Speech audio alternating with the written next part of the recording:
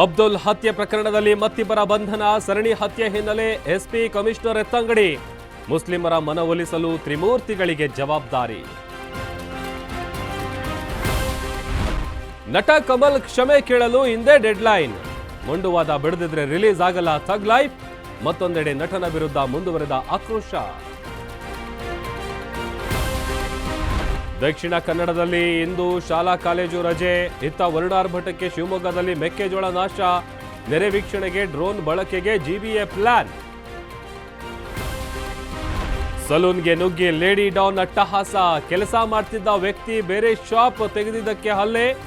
ಬೆಂಗಳೂರಿನ ಅಮೃತಹಳ್ಳಿ ಪೊಲೀಸರಿಂದ ತನಿಖೆ. ಕನ್ನಡದ ಹಿರಿಯ ಸಾಹಿತಿ ಎಚ್ಎಸ್ವಿ ನಿಲ್ಲ ಅನಾರೋಗ್ಯದಿಂದ ಖಾಸಗಿ ಆಸ್ಪತ್ರೆಯಲ್ಲಿ ವಿಧಿವಶ. ಭಾವಗೀತೆ ಕಾದಂಬರಿ ಸೃಷ್ಟಿಸಿದ್ದ ಕರ್ತೃ ಅಸ್ತಂಗತ.